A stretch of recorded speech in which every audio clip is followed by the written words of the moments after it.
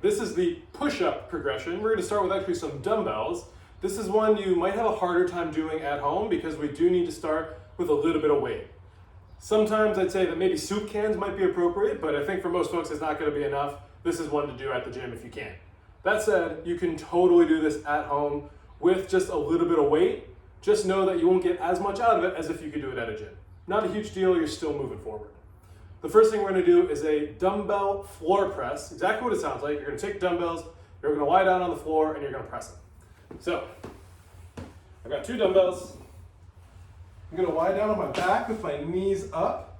And the point of this is that the ground is gonna stop you from going too far down and putting your shoulders in a weird position. So, from here, you're just gonna push straight up. My palms are facing, elbows stay close to my body, that's important. This is not good, this is what you want. You're just gonna push straight up.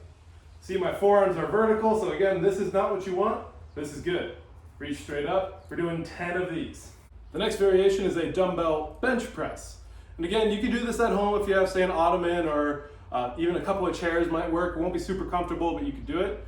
Again, you get a lot more bang for this one in the gym, but if you can't do that, that's also totally fine. We can make it work. Dumbbells, bench, this is a dumbbell bench press. I'm gonna start with these dumbbells in my hands. And as I lay back, I'm gonna make sure the dumbbells don't slingshot and hit me in the face. It seems obvious, it's worth saying, I've done it before. Lying down, I'm gonna start by actually squeezing my shoulder blades together on the bench. It's part a lot of people forget. Again, palms facing, elbows close to my body. I'm gonna control down, keeping my forearms nice and vertical, so this is bad, and this is bad, flared out, we want it nice and close. I'm gonna reach straight back up. It's exactly the same as the floor press, just a little bit more range of motion. I'm actually even still pushing through my feet. You can see my hips pulse a little as I'm driving up. That's how you know your whole body is staying tight and it's not just your elbows, not just your shoulders. Pressing up, we're doing 10 of these. 2 ways to dismount. You can either lower. If you're in a gym with rubber dumbbells, you can just drop them. Or you can also use them to help you sit up. There you go. Dumbbell bench press. The next is a hands elevated push-up. So this is a way to make a push-up a little bit easier, but you still have to remember a lot of the basics like core tightness, elbow position. Let's go through it. In this case, I'm using a bench, but you can use any object that's the appropriate height. The higher your hands are, the easier it will be, but also the less you'll get out of it. So it's worth it to go down a little bit more. So again, I'm using a bench. I'm gonna put my hands about shoulder width apart and step back until my body is straight. So up here doesn't do a whole lot for you. Hips down, but not sagging. From here, I'm gonna control down, keeping my elbows super tight to my body. I'm not resting on the bench, I'm still pushing through my hands, and then I'm just gonna push straight back up. What you don't wanna do is come down and then lead with your hips and push away from you. But I've heard a pop there, it's not great for your elbows or your shoulders. Keep your core super tight, control, drive straight back up. That's the hands elevated push-up. Again, you can do it on any surface that works for you. Next is a push-up from your knees. The idea here is not that knee push-ups will help you get better at push-ups. There's a longer conversation to be had there, but as a scaling progression, we're taking a little bit of weight off your hands. That helps make it a little easier. But you have to remember a lot of the basics, and we have to actively work on certain things for this to apply to a push-up. Otherwise, you're just moving your arms and making them tired and nothing's really getting done. So the most important things that you can remember are when you're doing these from the knees, you have to bring your hips with you. A lot of people leave them up and then wonder why their arms don't feel good or pushing in a weird position. Your hips have to come up and down with you to make this anywhere close to a normal push-up. So I'm gonna go from the knees.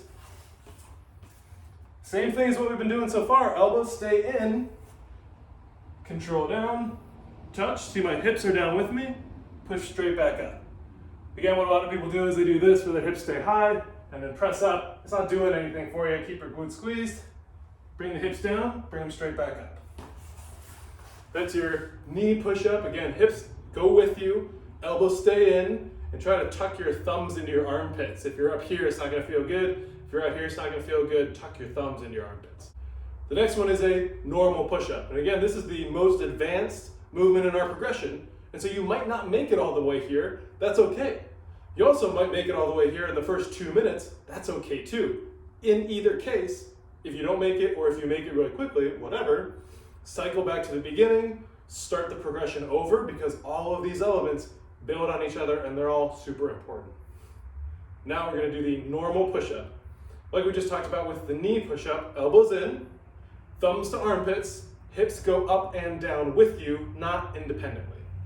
I'm going to go from the toes, control down, elbows tight, thumbs to armpits, push straight back up, control down, straight back up. You want to go down until your chest touches the ground, ideally. Again, if we can't quite get here, totally fine. If you can do 1, maybe 2, but not all 10, do as many as you can and go back to the beginning. Again, this is part of our 10-minute progression series. So for all of these progressions, get as far as you can. And once you're limited by pain, ideally not pain, fatigue, strength, just general technical ability, some whatever limiting factor presents itself, as soon as you get there, stop and go back to the beginning. The point of the progression is that the parts that you repeat the most are the parts that will help you the most. So say for the push-ups, it's your tricep strength, maybe just this isn't strong enough. The dumbbell floor press is specifically a tricep exercise. The dumbbell bench press is targeting the triceps very, very much. And then we get to applying that strength with a hands elevated push-up, a knee push-up, and then a regular push-up. The parts that you repeat the most are the parts that will help you the most. So wherever you are, go back to the beginning when you need to and redo those movements. We're moving continuously for 10 minutes either way. It's going to help with all of your movements to do it this way, I promise.